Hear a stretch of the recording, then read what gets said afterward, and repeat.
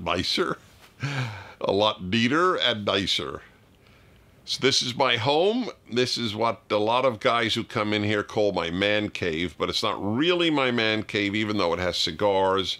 God bless my wife. She sits here with me all the time while I write, we talk, and I smoke my cigar. She has no problem with it. She hates cigarettes. By the way, talking about a cigar, for so many of these, I smoked a cigar during this fireside chat. But for reasons that are perplexing to me, we're not allowed because, what was it? YouTube? Was that what it was? Facebook? What am I, a bad example for America's youth? God. To think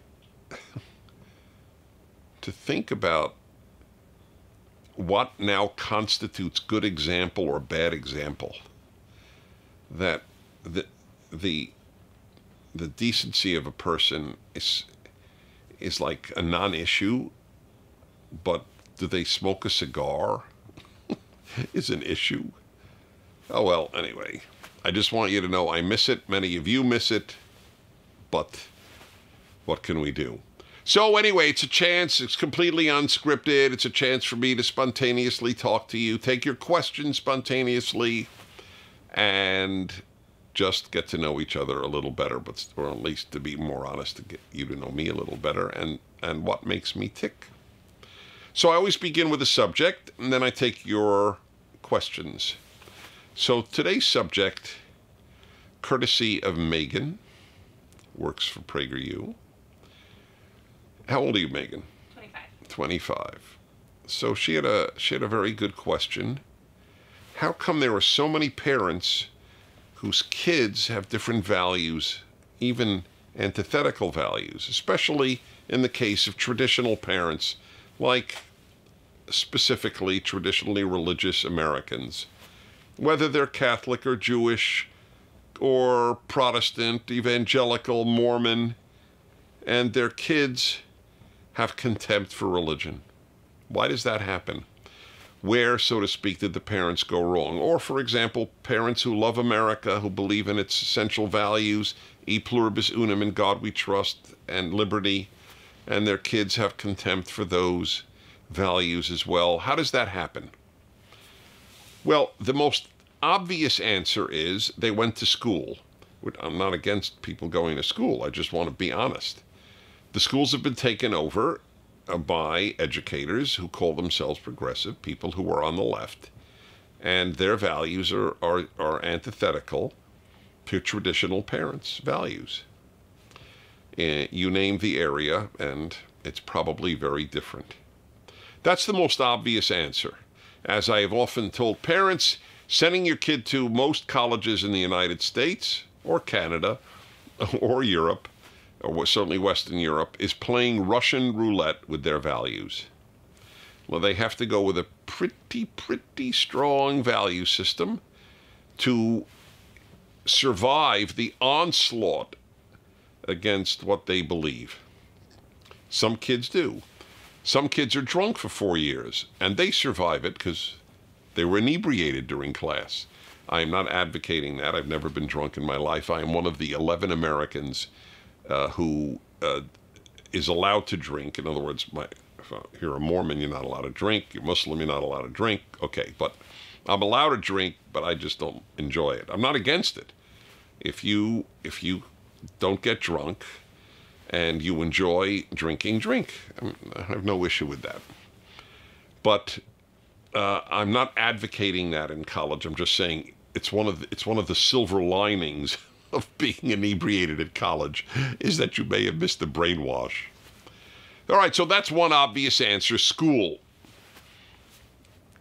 And I'd like to give you a less obvious answer.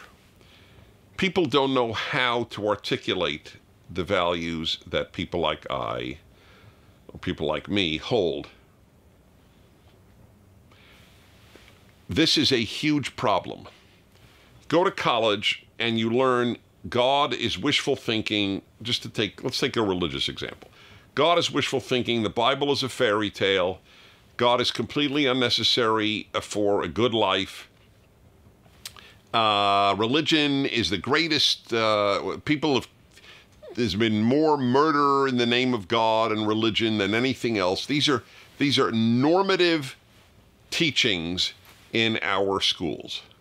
By the way, just on the last one, this is worthy, if you would please, I'd like to talk about this issue. More people killed in the name of religion than anything else. I mean, just as a matter of just fact, in the 20th century, more people were slaughtered than in any century in the history of the world.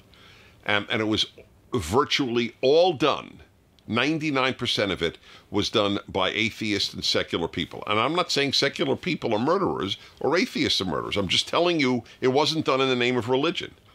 Communism, which is the greatest killer of humanity in the 20th century, was anti-religion. Nazism had nothing to do with a religion. Its symbol wasn't the cross. Its symbol was the swastika. If it had been a Christian movement, it would have had a cross as a symbol. Now, a lot of Christians went along with it, which is a terrible, terrible thing. It's one of the reasons Europe has rejected religion, because Christianity largely failed during World War II. I'm sorry to say, it's a very painful subject. But anyway, just know that that's just not true. Religion, people, more true is, more good has been done by Judeo-Christian religions than anything else. Just look at all the hospitals built in the United States by Jews and Christians. Beth Israel here, and the Methodist hospital over there, and the Catholic Charity Hospital over here. I mean, that's certainly in American history. That's who did most of the good, religious people, in the name, by the way, of their religion. So what has happened? Parents have been unable to articulate what they believe. I'm not blaming the parents. I'm just telling you that that's what's happened. And if you can't articulate it, they will be persuaded, that is the children, at school by people who can articulate the opposite value system. So you have the inarticulate traditional American versus the articulate anti-traditional American. Who's going to win in the lives and minds of so many young people? The articulate. I've spent my life articulating the traditional value system, both the American and the Judeo-Christian. That's why I beg you, and I can't be accused of doing this for money. Nobody writes a Bible commentary to get wealthy. But what I am trying to do in my 5-volume commentary on the first 5 books of the Bible, called the Rational Bible, that's my commentary, is to, on purely rational grounds, make the case for the greatness of the Bible, for the essential nature of the Judeo-Christian value system, and how powerful it is. And read the reviews on Amazon. I have nothing to do with those reviews, about how people came into it skeptical, agnostic, atheist. They've left their religion, and then this persuaded them on rational grounds of the greatness of biblical religion. People don't know how to make the case. If you don't know how to make the case, you're going to lose out to the people who can make a case. I can give you so many examples. Is God necessary for morality? Well, I have, a bunch of videos on that subject. If God didn't say do not murder, murder isn't wrong. That doesn't mean atheists kill. It's amazing. People are well educated, but they can't think clearly. The fact that murder is not wrong if there is no God, it's just a personal opinion. It's just a personal opinion that murder is wrong. Doesn't mean that atheists will all murder. One has nothing to do with the other. And there are religious people who murder. I acknowledge that. That's not my argument. My argument is only if there is something higher than humanity from which morality emanates, is morality an objective reality. That's all. But atheist professors, atheist philosophers know that. that morality is simply a matter of personal opinion. If there isn't an objective source, that's all. It's not objective, it's subjective. That's the whole point that I want to make. Parents don't know how to make that argument. Give you another one. You know, I've asked this question over and over. Would you save your dog or a stranger first? Which would you save first, a dog or a stranger if both were drowning? So people answer, since I was a kid asking this question, I began lecturing in my 20s, and I asked then and I ask now, which would you save? 2/3 would not save the stranger. Why? I love my dog. I don't love the stranger. I follow my heart. I follow love. But the biblical view is humans are created in God's image, animals are not. Therefore, humans are intrinsically more precious than animals. And if you don't have a biblical basis for that, humans aren't more precious than animals. My animal is more precious than the stranger. And then then people again who don't know how to think clearly will say, well, what if it's Hitler drowning? Then it's not a stranger. That my whole point is it's a stranger. Right? For all you know, the stranger, I mean, I might as well say, what if the stranger is your uncle? But then it's not a stranger anymore. You can't change the question.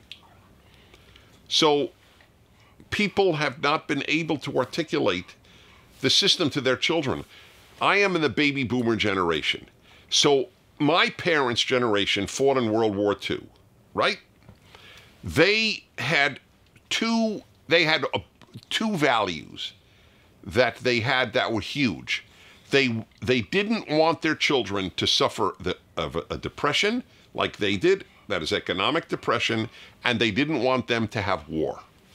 That was it. They hated the depression, they were right to. They hated war, they were right to. I got it. But that's not enough. They didn't articulate what they stood for. So this generation, which many call the greatest generation, there were many great generations. I don't think it's the greatest, but it was a great generation. This great generation did not know how to articulate its great values to its children. That's what happened. They said, and I remember as a kid in my 20s, I would say, you know, our parents, I didn't mean my parents. My parents did a good job giving me these values. But my parents' generation would say, we will give our children everything we did not have when we were kids, especially thinking material things and even peace. The problem is, and I said this in my 20s, the problem is you didn't give us what you did have when you were children. That's the problem. They didn't give them religion well. They didn't give them a love of America well. They assumed that they would have it through osmosis, that they would just imbibe it, but it's not true. I'll give you or here's another one. Parents think, a lot of parents say, you just have to provide your children with a model and that your children will model themselves after you. But that's not true. Think about music, which I always think about because I love music. Let's say you are a great pianist and you're the mother of a bunch of kids or one kid and you play the piano really well. Will your kid play the piano really well? Of course not. You could be the greatest model of piano playing in the world. You could be a world-class virtuoso. It won't matter. You have to give your kid piano lessons. That generation didn't give kids character lessons. Didn't give kids America lessons, didn't give kids religion lessons. Maybe, Sunday school. There's our guy. Is he in the photo? There he goes. Do you know that as soon as I start talking, he leaves? It's a good thing I have a good self-image because he is a humbling animal to have around. Every week this happens. He was dead asleep before this started. You guys want to let him out or he's coming back? Are you coming back, Otto? Otto, you want to look in the camera and say hi to everybody? Hey, Otto. There we go. Do we have a nice view of him? That's the man. That is truly a face only a mother could love. I have to admit that. Or a father in my case. All right. Take a nap. Okay, all's good. This is the issue. Your kid won't play piano because you play piano, because you're a great model of piano playing. You got to give the kid music lessons. They didn't give them character lessons. In American history before the 50s, kids routinely got all these character lessons in school books, and from their religion and from their parents. This is how you have to be honest. This is you have to have integrity. You have to have loyalty. I just spoke at a religious school, in this case Jewish, in Florida, just last week. Yeah, that's right. Since my last event with you, and what happened was amazing. I walk into the class with the principal of the school. It's an all-girls school, and I spoke from 6th grade to 12th grade, the entire school, and when we walked in, the girls all stood up. Now, I don't know if it was, do they stand up for every visitor who comes to speak? I don't know. But I'm sure they stand up for their principal. I mean, I did. I stood up when the principal walked in. Does that happen now? I mean, kids curse principals. Kids curse teachers. There were prayers said for teachers in America until 1962, when the Supreme Court, in the beginning of the end of the American value system, I date it to 1962, and the Supreme Court decision against voluntary prayer in school. It was always voluntary. And you know what the prayer was? It was the New York State Regents Prayer. That's what it was called. And I don't remember it exactly, but it went something like, oh God, please bless our parents, our teachers, something like that. So kids, I mean, is that a good thing to bless your teacher? Is that a good thing to have kids say, God bless my teachers? So how do you not expect it? Take liberty. Half of millennials do not believe in free speech for, quote, hate speech. But that's the whole point of free speech, is for what you think is hate speech. It's no big deal to have free speech for speech you agree with. The point is to have free speech for speech you don't agree with. But the parents didn't teach them that value. Liberty, remember? Liberty, e pluribus unum, in God we trust, the American Trinity. I have a video on it, 5 minutes, it's worth watching. Or my book on it, Still the Best Hope. Wasn't taught. So parents don't realize, oh my God, how did my kid end up this way? And the answer is because in so many instances, they were not well taught in the other way. I'm not blaming you if you're a parent. I'm not blaming you. My heart goes out to you, actually. I met a man on a cruise. I take cruise with listeners. I have been for 25 years, all over the world, from Antarctica to Scandinavia, Africa, Asia, everywhere. And I get a chance to really know the people on board. Obviously, we spent 10 days together on a ship, and on land, obviously, but on a ship. And I get to speak to a lot of them. But there was a man there who told me he had 3 sons. They have PhDs from Yale, Princeton, and Stanford.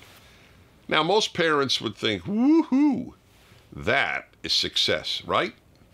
Parent has three children, male or female, PhDs from the most elite universities in the country, or 3 of the most elite. But he said, they all reject my values. He was a traditional Christian man. And he said, you know what? I wish they never went for their graduate degrees. I happily live without Stanford, Yale, and Princeton to have kids with whom I could share my values. As a good man, you have to learn how to articulate the values, or there's little hope. That's one of the things we try to do at PragerU. And certainly my life has been dedicated to that. So that's a big part of the reason for this issue. Okay, time for your questions. And we begin.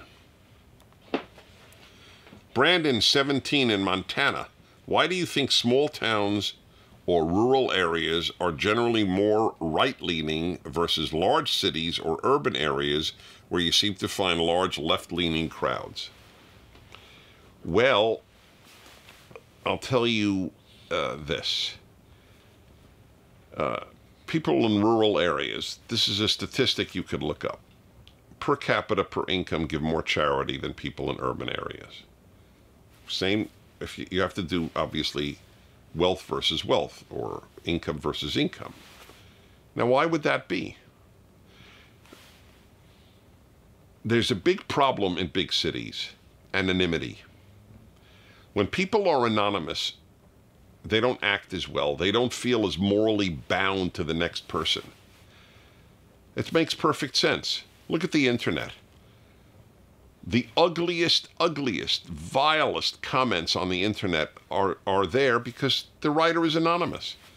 When people have to attach their real name, you don't get so much cursing and you don't get so much vile hatred. In the city, you could be anonymous. That in the rural area, you can't be anonymous.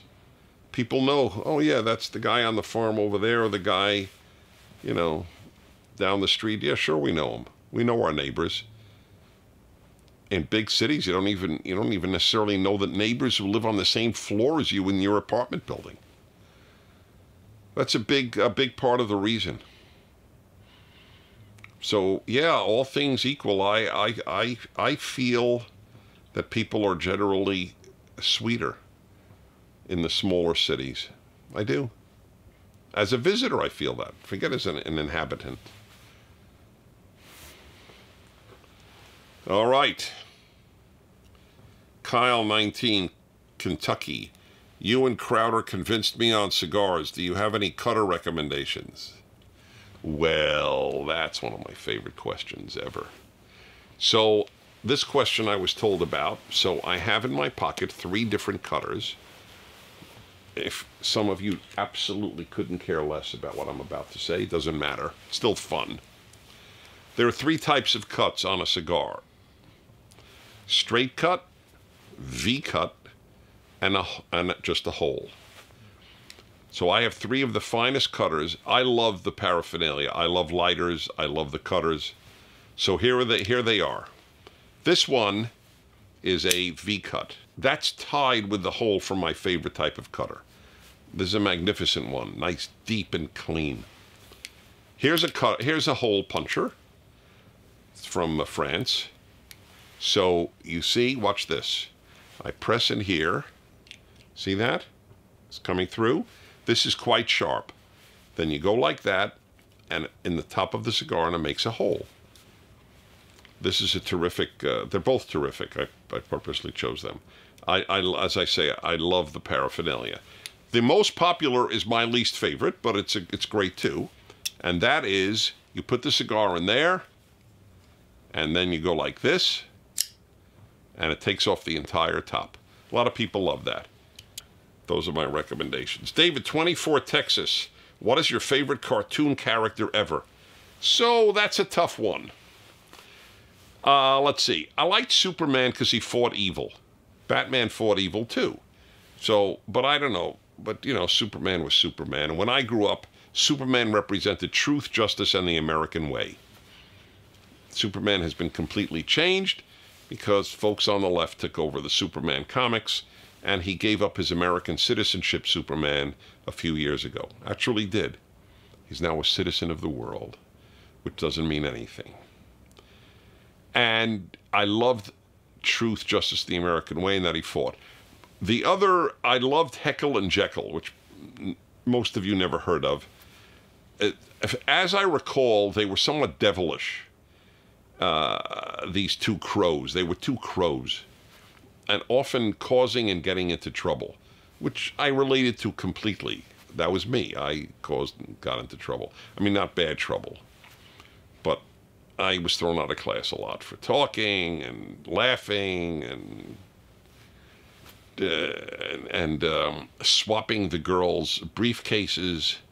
You don't have briefcases now, but you know, whatever you keep your books in. So I would arrange with some of the guys to surreptitiously, during class, take their stuff and exchange it with another kid's. And then the teacher would say, okay, take out your notebook. And then they would take out the wrong notebook, get all flustered, and I had the time of my life. I lived for that moment. Okay. Anyway, Heckle and Jekyll were. I like Goofy of the Disney characters. So I relate to goofiness.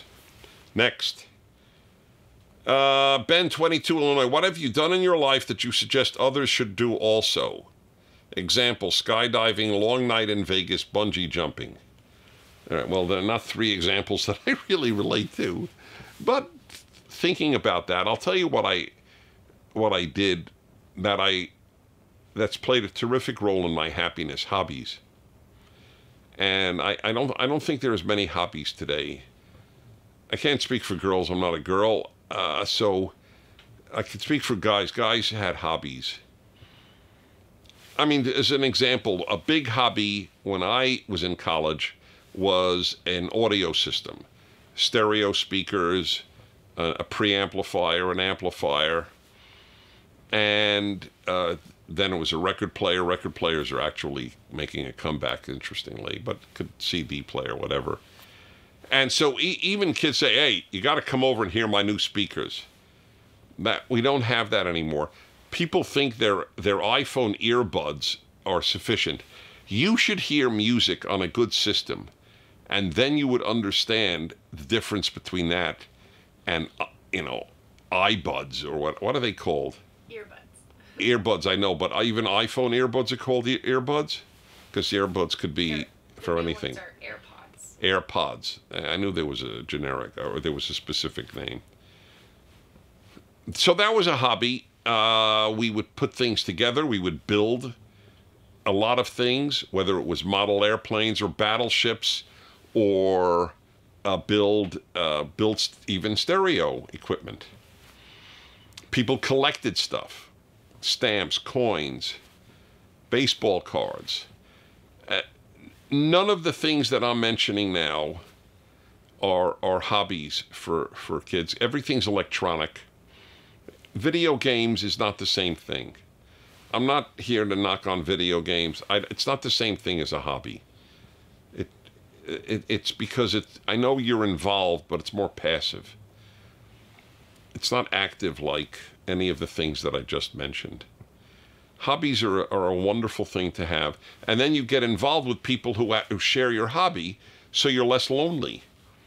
Loneliness is an American epidemic. Part of the reason is people do everything at home. Are they going out to glee clubs to sing with other people in a choir? Or are they going to a book club to discuss a book? You could sit home, Anyway, most people, I don't know how many people are reading as much as in the past anyway. So hobbies an example. Another thing I would suggest that I've done is travel. I've been to 130 countries, and I didn't have the money to do it for most of my life. But I made it a priority. And I remember, I'd be totally open with you, when I was in graduate school and after graduate school in my 20s. So I would, say to some friends, during the summer break, you want to, I'm going to travel this summer. You want to join me?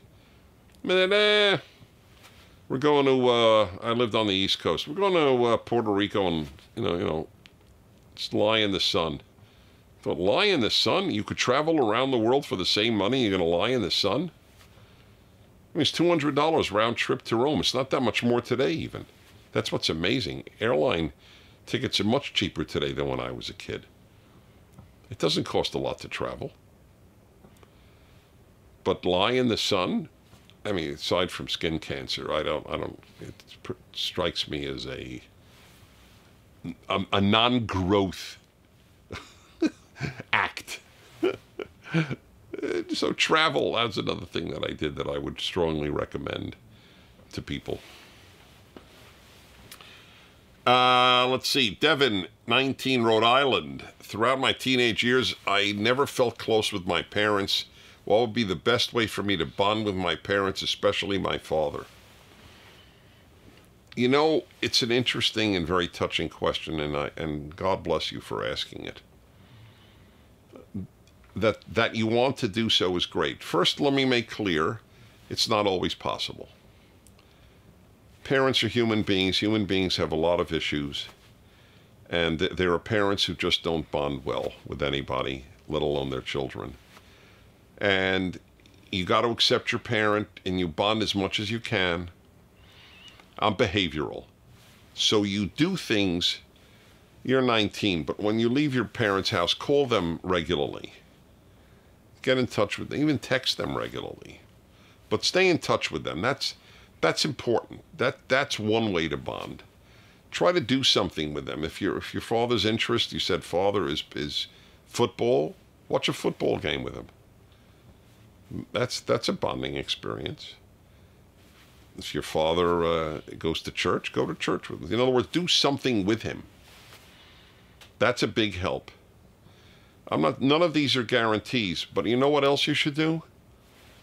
Let them know you asked me this question.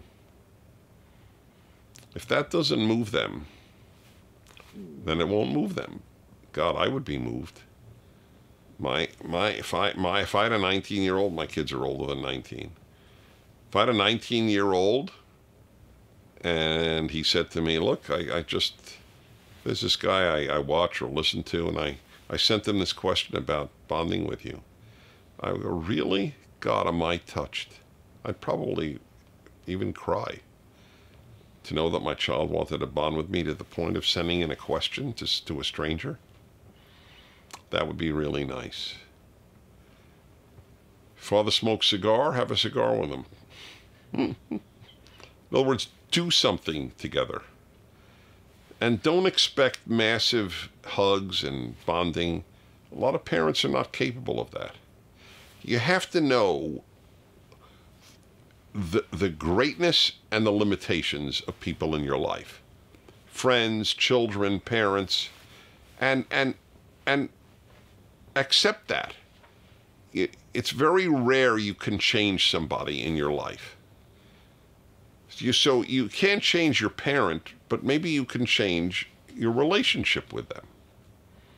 That's, after all, what you're asking about. So they may not be the emotional type where the bond will be all that strong, but it could be better than it is now. That's the hope. They're lucky parents that you want to bond more. Samantha, Virginia, 25. What is your favorite play? Pretty much anything of the Shakespeare plays.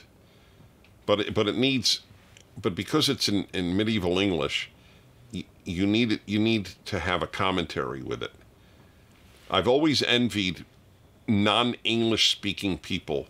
They have in some ways better access to Shakespeare than we who speak English, because they are reading Shakespeare in their native language. We don't. Shakespeare's English is very different from ours. So they're lucky. They get to read them in modern French, modern Spanish, modern Japanese.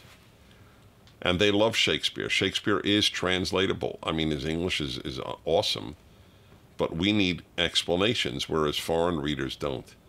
So pretty much anything of his. But there are a lot of great playwrights. Henrik Ibsen's a great playwright, obviously. Molière wrote a thing called Tartuffe. I remember watching that play in Manhattan when I was in high school, and I loved it. Okie doke. All right. Are you a fan of Ayn Rand? What do you think of her view of selfishness being a virtue? I think she went too far. By the way, if you want to understand communism, the best known books of hers, of course, are Atlas Shrugged and The Fountainhead. But if you want to know communism, her book We the Living is even more effective than Orwell in certain ways. She hated communism, as I do. But she went to the opposite extreme. She, in my opinion, obviously. So she went from communism to selfism. That's too much. There's more than the self. I do believe we should devote our lives to helping others. But I don't want the government to coerce me to do anything except not murder and not steal, obviously. So I share her disdain and loathing of communism and totalitarianism, which is usually communism. But I don't agree with the selfishness is not going to get you very far. You have to take care of yourself, but that's not selfish. That's actually magnanimous. If I take care of me, that means the state doesn't have to take care of me. That's a beautiful thing. 24. That's hilarious. Evan, 15 in Ireland, do you think cereal is just for breakfast?